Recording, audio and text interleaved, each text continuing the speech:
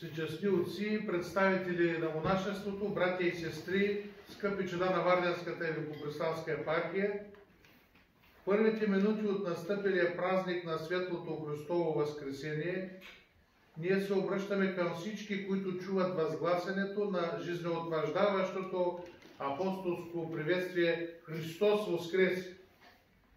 Знаем, че много от нас в този момент ще отговорят воистину Воскресе.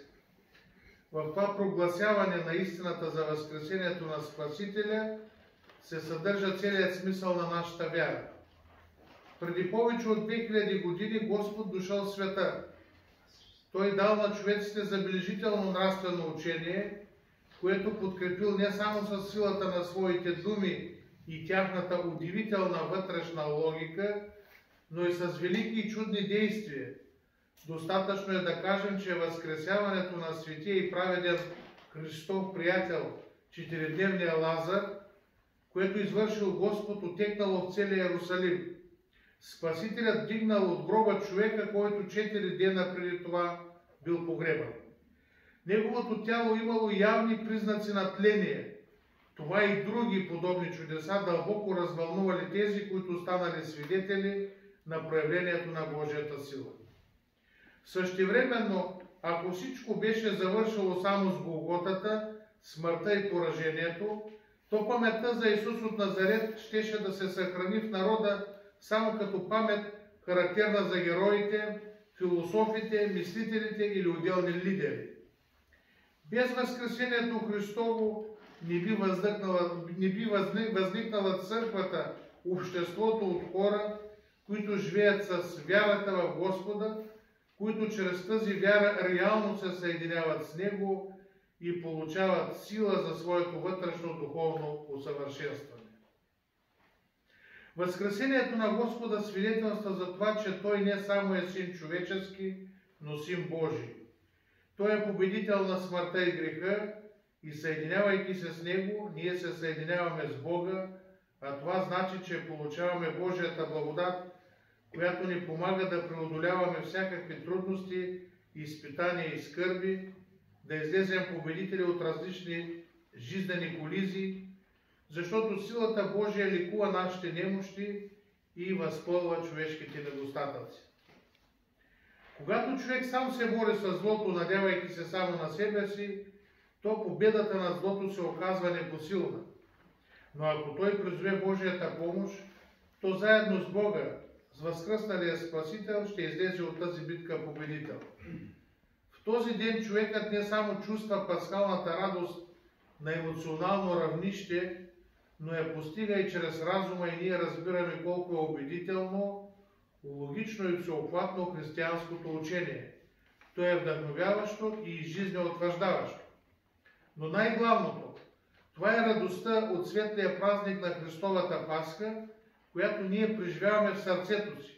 Защото вече не само с ума познаваме силата на християнското учение, не чрез разума постигаме значението на Възкресението Христово, но със сърцето чувстваме, че възкръсналият Господ реално живее в църквата и преподава своята благодат.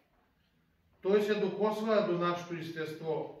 Това са прикосновения в пасхалната нощ, усещат милиони и милиони хора по целия свят.